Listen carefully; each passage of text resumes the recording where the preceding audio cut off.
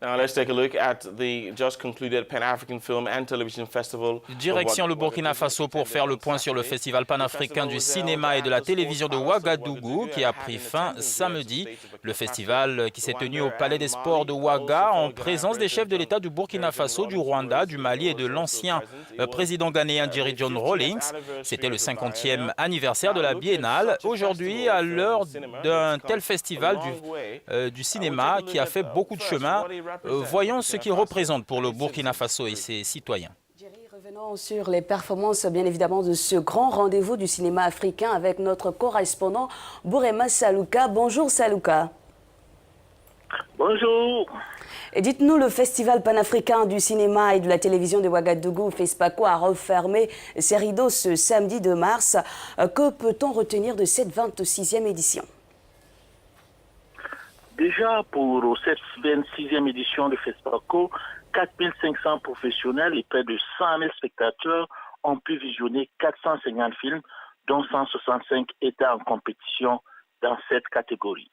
Les Talons d'Or de Nyenenga, la récompense suprême du festival, a été remportée par le réalisateur rwandais Joël Kakerezi avec son film The Mercy of the Jungle.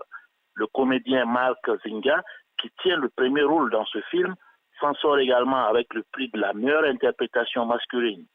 Le Poulain d'Or du meilleur court-métrage a été décerné à la Tunisienne Amel Gelati pour son film Black Mamba.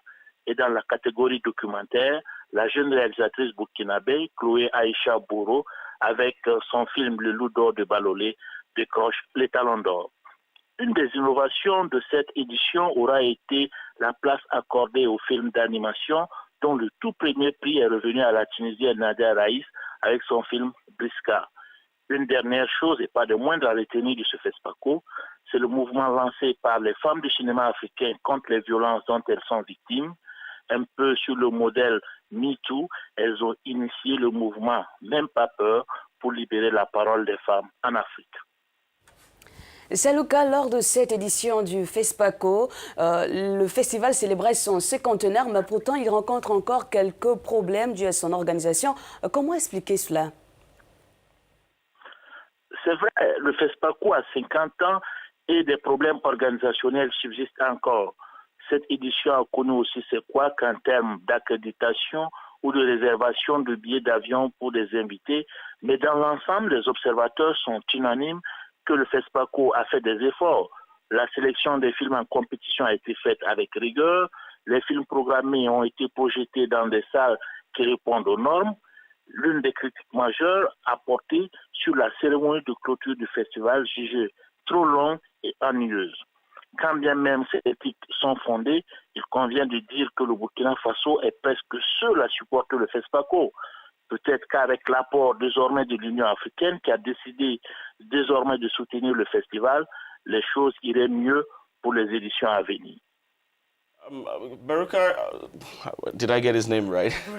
Burema, sorry. Bourema, assurer la sécurité de tous les festivaliers a été un défi majeur pour le comité organisateur et le Burkina Faso en général. Peut-on dire que le défi a été relevé? Burkina Faso in general, can we say that the challenge has been met? C'est vrai, il faut le dire, les 3 attentats d'envergure qu'a subi Ouagadougou entre janvier 2016 et mars 2018 et les attaques terroristes à l'intérieur du pays ont contribué à ternir l'image du Burkina au point d'en faire une destination déconseillée malgré les assurances des autorités burkinabées. Tenir ce 26e FESPACO en toute sécurité était donc un défi pour le Burkina Faso. Défi relevé avec brio, les mesures sécuritaires ont été draconiennes. Plus de 2000 forces de l'ordre ont été mobilisées. Checkpoints, portiques de sécurité et fouilles minutieuses à l'entrée des principaux lieux du festival, patrouilles régulières dans toute la ville de Ouagadougou, les forces de défense et de sécurité burkinabées ont veillé au gré tout le long du festival. Des mesures qui ont par moments agacé certains festivaliers, mais qui au finish sont soulagés que rien de fâcheux ne soit arrivé.